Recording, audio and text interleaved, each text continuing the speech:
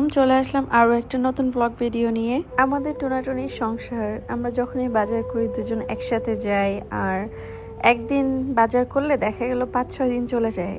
আমার শ্বশুর শাশুড়ি গ্রামেই থাকেন, ওনাদের শহর ভালো লাগে না, আর আমার আম্মুও তাই। তো বিয়ের পরেই প্রথম আম্মু আর আমার ছোট বোন ঢাকাতে আসতেছিল, তো ভাবলাম কিছু না কিছু বাজার করে নিয়ে আসি আমরা। তাই আমরা বাজারে গেলাম, তারপরে আমরা গরুর গোশত নিচ্ছিলাম।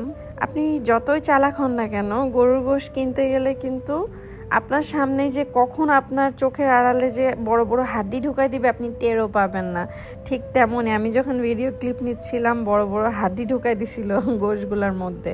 আম্মু যেহেতু গ্রাম থেকে আসছে, আম্মু সব কিছুই বাজার করে নিয়ে আসে যখনই আম্মু আসে। সো এইবারও কিন্তু আম্মু অনেক অনেক বাজার করে নিয়ে আসতেছে, কিন্তু তারপরও অল্প অল্প করে আমি কিছু নিয়ে নিচ্ছিলাম। আমার ছোট বোনটা, ওর রুই মাছ অনেক পছন্দ, বিশেষ করে যে রুই মাছগুলা খুবই তাজা, ওই যে বাজারে দেখা যায় কি, মানে কি যেন বলে এটা ঠিক আমি জানি না, মানে পানির মধ্যে ওরা হচ্ছে লাইফ সাপোর্ট দিয়ে মাছগুলাকে জীবিত রাখে।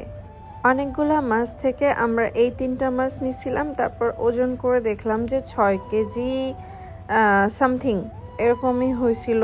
তারপরে আমরা বলছিলাম যে ভাইয়া মাছগুলো আপনি কেটে পিস করে দিয়েন, তো উনি আবার সুন্দর করে কেটে বেছে পিস করে দিচ্ছিল।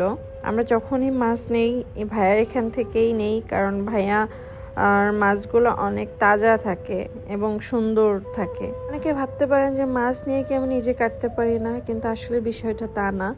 এত বড় মাছ হয়তোবা আমি ওরকম সুন্দরভাবে পিস করতে পারতাম না, তাই ভাইয়ার ওখান থেকে একেবারে গিয়ে আমি মাছ কেটে বেছে নিয়ে আসছি আর কি।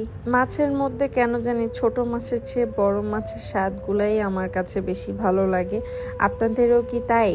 আপনাদের কাছেও যদি বড় মাছ পছন্দের হয়ে থাকে তাহলে অবশ্যই কিন্তু কমেন্টে জানাবেন। যদিও ছোট মাছ বা ওই যে গুড়া মাছ যেগুলাকে বলে, ওইগুলা খেলে কিন্তু আমাদের শরীরের জন্য কিন্তু ভালো, আবার চোখের জন্যও ভালো, কিন্তু কেন জানি না ছোট মাছে আমার অনেক অ্যালার্জি। আমার ছোট মাছ দেখলেই কান্না চলে আসে, মানে মনে হয় যে আল্লাহ, গলায় বুঝি কাঁটা ফুটলো। মানে এত ওই যে কুচি কুচি ছোট ছোট কাঁটা থাকে না, ওইগুলাকে আমি অনেক ভয় পাই। এই তো আমাদের বাজার শেষ, তারপর আমরা বাসায় চলে আসছি। আমাকে যে হেল্প করে যে আপুটা, উনি সবকিছু গুছাই দিচ্ছিল, আর আমি লাউ দিয়ে রুই মাছ তরকারি রান্না করতেছিলাম আর গরুর গোশত চাপাই দিছিলাম। কেমন হয়েছে অবশ্যই কিন্তু কমেন্টে জানাবেন, ঠিক আছে? সো আজকের মতো এখানে আমি বিদায় নিচ্ছি, পরবর্তী ব্লগ ভিডিও নিয়ে আবার দেখা হবে। আল্লাহ হাফেজ।